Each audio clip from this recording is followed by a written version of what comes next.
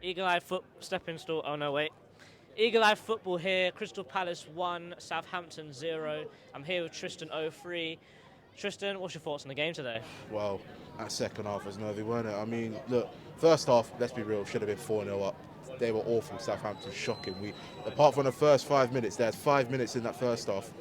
Second half, we absolutely just took them to pieces. I don't know how we weren't winning, by 3 or 4 goals to 0, like I said. But look, I'll be honest with you, it was a good goal from Edouard. He scored an offside goal as well. It was a good finish. He takes another chance and scores. Lovely ball in from Mitchell as well, making a run into the box, and we go in 1-0 up.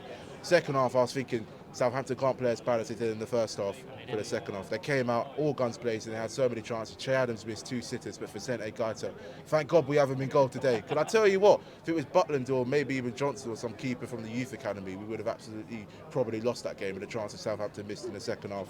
But listen, I mean, we held in tight.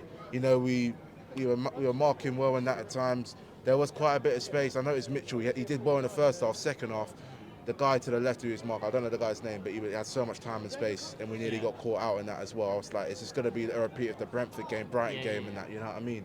But listen, we held him well, and we got the 3 points, and that's the most important thing, so up the Palace, man, yeah.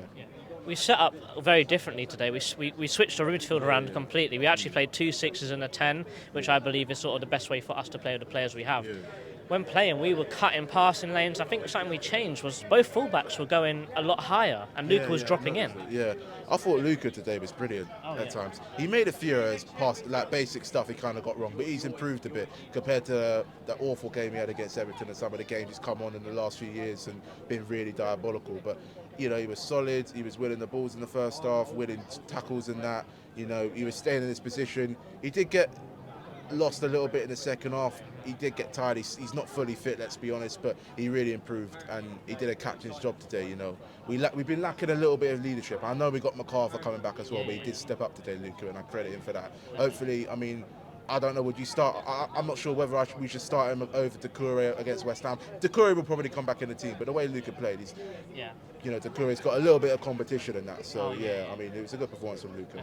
Yeah. I think if you're asking me that personally, I would probably just do a straight swap for Schlupp, because I think Doucouré can do that defensive role and the offensive role as well. So I think that's probably the perfect way to go. With how we played today, though, we won 1-0.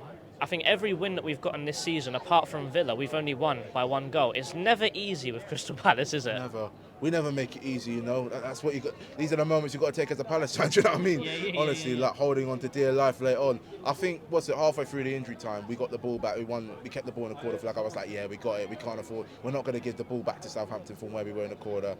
I think I won a quarter later on, and the ref blew his whistle after that got taken or something, from what I can remember. But listen, our game management, at times in the second half it weren't good, but towards the end we used our brains, used our common sense, and did what we had to do, managed it well, and Southampton didn't get the ball of us, and we held on well. But it's our first clean sheet of the season at home, I believe. Third clean sheet of the season. Yeah, it is. Yeah, it's good. It's a step in progress in that. With 2 games before the World Cup, West Ham, Forest, I'll be there in that as well. Hopefully, our away form's been terrible this season. It'd be nice to just end our away form on a high before the World Cup. After that, Fulham at home, Bournemouth away. Listen, very optimistic, very confident going to our next 4 games in that. And in January, we've got to invest. We need a striker, we need a right back, we need a midfielder. If Gallagher's available, if Chelsea want to get rid of him, if they want to loan him on a 2-year loan, might as well, because he can't seem to get in the Chelsea team. Even Loftus-Cheek, if he's available. He scored an own goal today, so Chelsea fans probably want him out of this rate, you know what I mean? Yeah. Honestly. 100%. But Tristan, before I let you go, who was your man of the match today? Did give it to Schlupp. I thought he did really well. I thought he was really good. He was really solid, maintained his position, covered a lot of ground. He didn't really do much wrong, to be fair. I would have given it to Edouard, but he sort of dropped off a bit in the second half. He did really well in the first half, but Schlupp, he was brilliant. So up the Palace, man, and we move on to West Ham next weekend. Usuals. Tristan, it's a pleasure as always. Up the Palace. Eagles, come on.